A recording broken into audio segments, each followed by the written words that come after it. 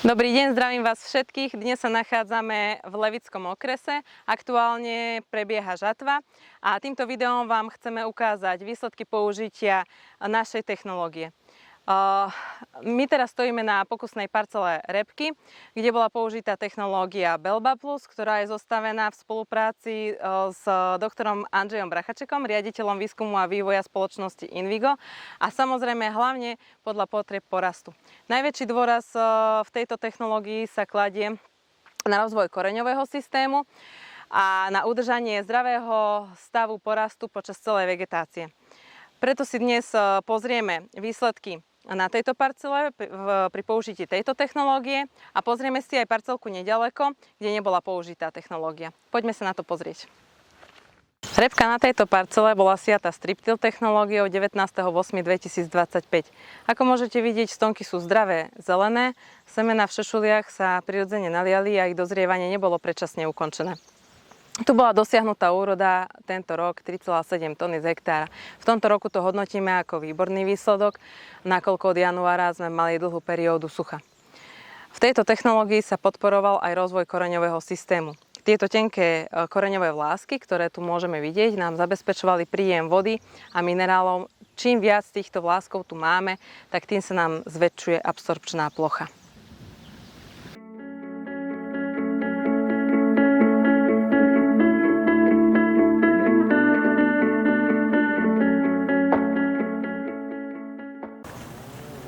Tak my sme sa presunuli na ďalšiu lokalitu, kde nebola použitá naša technológia. Ako môžete vidieť, na tejto parcele je 100% rastlín predčasne dozretých, odomretých. To sa odzrkadlilo aj na úrode. Farmár, ktorý hospodári na tomto pozemku, nám prezradil, že tu dosiahol úrodu 2,3 tony na hektár. Ako som už spomínala, v našej technológii sa najväčší dôraz kladie na zdravotný stav rastliny, a to už od počiatku, už od jesene, kedy väčšina z vás používa hlavne regulátory.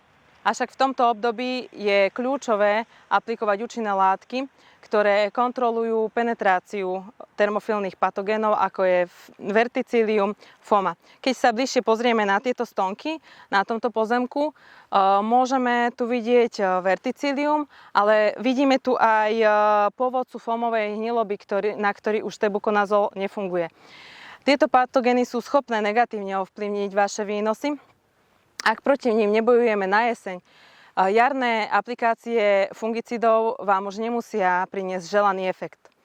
Tak dnes sme si ukázali rozdiel v dvoch technológiách. Ak chcete vedieť, čo kedy použiť, aby stonky boli zdravé, zelené a nedochádzalo k predčasnému dozrievaniu, kontaktujte nás pre ďalšie informácie ohľadom technológie Belba Plus. Majte sa krásne.